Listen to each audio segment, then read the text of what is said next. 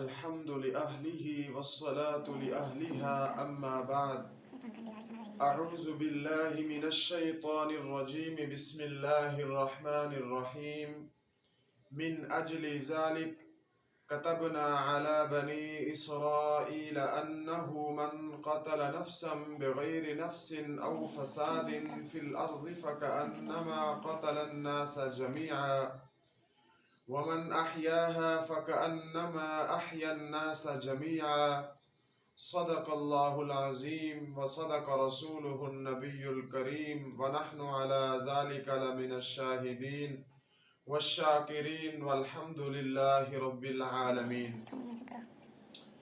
معزز سامعین، قرآن پاک کی میں نے جو آپ حضرات کے سامنے آیت تلاوت کی ہے، اللہ تبارک و تعالی اس آیت کے اندر ایک حکم ارشاد فرما رہے ہیں۔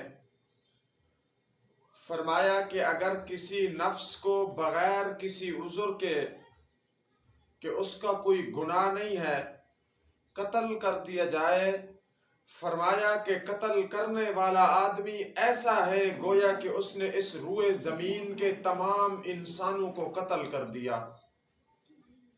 ایک آدمی وہ ہے جس کا کوئی نہ کوئی قصور ہے، قتل کے بدلے میں قتل کیا جا رہا ہے، یا اسی طریقے سے اگر کوئی شادی شدہ مرد زنا کرے اور اس پر 4 گواہ ہوں تو اس کو بھی رجم کیا جاتا ہے۔ مقصد یہ ہے کہ کسی حد میں اس کو قتل کیا جائے یا قتل کے بدلے میں قتل کیا جائے، یہ تو اسلام اجازت دیتا ہے، لیکن بغیر کسی عذر کے، بغیر کسی گناہ کے اگر کسی انسان کو قتل کر دیا جائے تو قرآن یہ فیصلہ سناتا ہے کہ قتل کرنے والا آدمی ایسے ہے جیسا کہ اس نے اس روئے زمین کے تمام انسانوں کو قتل کر دیا۔ اللہ کا قرآن اسی طرح سے ارشاد فرماتا ہے وَمَنْ أَحْيَاهَا فَكَأَنَّمَا أَحْيَا النَّاسَ جَمِيعًا، فرمایا جس نے ایک انسان کو زندگی بخشی گویا کہ اس نے اس روئے زمین کے تمام انسانوں کو زندگی بخشی۔ ایک انسان کا قتل پوری روئے زمین کے تمام انسانوں کا قتل ہے۔ اگر ایک انسان کو زندگی بخشی، مثلا وہ کسی حادثے میں مر رہا تھا، انسان نے اس کو بچا لیا۔ ہسپتالوں کے اندر کافی سارے لوگ بیمار ہوتے ہیں جن کو خون کی ضرورت ہوتی ہے، جن کو کسی امداد کی ضرورت ہوتی ہے۔ اب وہ مر رہا تھا، امداد کرنے والے نے امداد کر دی، خون دینے والے نے خون دے دیا، جس سے مریض کی جان بچ گئی۔ اللہ کا قرآن اعلان سناتا ہے، فرمایا جس نے ایک انسان کو زندگی بخشی گویا کہ اس نے اس روئے زمین کے تمام انسانوں کو زندگی بخشی۔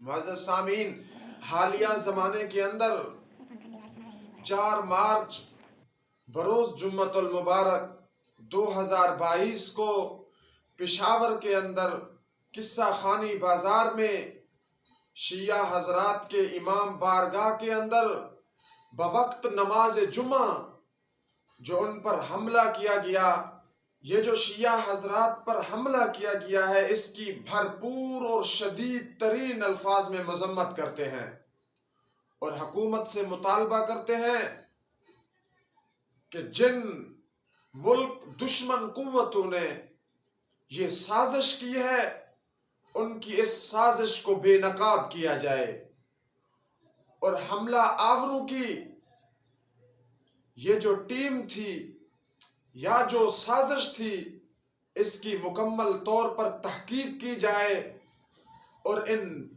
باطل قوتوں کو، ملک دشمن قوتوں کو فوراً گرفتار کیا جائے اور ان کو کیفر کردار تک پہنچایا جائے۔ بوقت نماز دوران عبادت ان پر حملہ کیا گیا اور بہت زیادہ ان کو نقصان پہنچا۔ اطلاعات کے مطابق 65 اور 70 کے قریب لوگوں کی جانیں ضائع ہوئی، اور 200 کے قریب لوگ شدید زخمی ہوئے، جن کو ہسپتالوں کے اندر پہنچایا گیا، اور ان میں سے بعض لوگ وہ بھی رحلت کر چکے ہیں، اور کچھ لوگ شدید زخمی حالت میں ابھی زیر علاج ہیں۔ ان کا کیا قصور تھا؟ انسان ہونے کے ناطے بغیر کسی عذر کے ان کو قتل کیا گیا۔ یاد رکھو یہ ناجائز اور حرام تھا، اور ایک بار پھر ہم اس حملے کی شدید ترین الفاظ میں مذمت کرتے ہیں، اور حملہ آوروں کی تحقیق کی جائے کہ ان کے پیچھے کن کا ہاتھ ہے، اور ان کو فوراً گرفتار کیا جائے اور ان کو کیفر کردار تک پہنچایا جائے۔ قرآن کی آیت ہے ان المبذرین کانوا اخوان الشیاطین۔ اللہ کا قرآن اعلان سنا رہا ہے کہ فضول خرچی کرنے والا شیطان کا بھائی ہے۔ علماء نے اس آیت کے تحت عجیب و غریب مسئلہ نقل کیا۔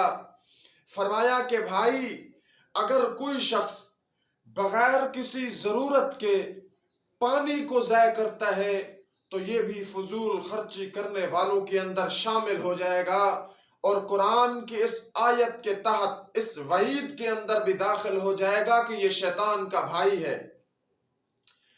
جو اسلام فضول پانی خرچ کرنے کی اجازت نہیں دیتا، اگر کوئی شخص پانی فضول خرچ کرتا ہے تو اسلام کی نظر میں وہ فضول خرچی کرنے والوں کی لسٹ میں آ جاتا ہے اور شیطان کا بھائی بن جاتا ہے۔ میں اس ملک پاکستان کے اندر رہنے والے تمام انسانوں سے سوال کرتا ہوں کہ جو اسلام فضول پانی خرچ کرنے کی اجازت نہیں دیتا، وہ انسانوں کا خون فضول بہانے کی کیسے اجازت دے سکتا ہے؟ دن دہاڑے عین ظہر کے وقت ایک شخص سیاہ لباس میں آتا ہے، پولیس اہلکار پر فائرنگ کرتا ہے، جو پہرہ داری کرنے والے ہیں پہلے ان کو ختم کرتا ہے، پھر امام بارگاہ کے اندر پہنچتا ہے اور اپنے وجود کے ساتھ برود سیٹ کیے ہوئے جا کر اپنے آپ کو اڑاتا ہے۔ وہاں پر قرآن پاک تھے، ان قرآن پاک کو دیکھا گیا تو وہ بھی لہو کے اندر، خون کے اندر رنگین ہو چکے تھے۔ مسجد کے اندر خون تھا، غلاظت سے بھر گئی، کافی سارے انسان اس دنیا سے پردہ کر گئے ہیں۔ اللہ تعالیٰ سب مسلمانوں کو ہدایت عطا فرمائے۔ یہ ملک پاکستان اسلام کے نام پر بنایا گیا، جس کی بنیاد لا الہ الا اللہ ہے۔ اللہ تعالیٰ اس ملک میں حضور صلی اللہ علیہ وسلم کی ختم نبوت، آپ علیہ الصلوۃ والسلام کے اہل بیت رضوان اللہ علیہم اجمعین اور صحابہ کرام کی عزت کو محفوظ فرمائے۔ اور یہ جو لوگ اس ملک کے اندر فرقہ واریت پھیلانے کے چکر میں ہیں، حکومت وقت کو چاہیے کہ ان کا تعاقب کرے۔ اللہ تعالیٰ سب کو ہدایت عطا فرمائے۔ اور یہ جو شیعہ حضرات اس دنیا سے رحلت کر چکے ہیں، ان کے جو لواحقین ہیں، اللہ تعالیٰ ان کو صبر جمیل عطا فرمائے۔ اللہ تعالیٰ ہم سب کو ہدایت عطا فرمائے۔ وآخر دعوانا ان الحمد للہ رب العالمین۔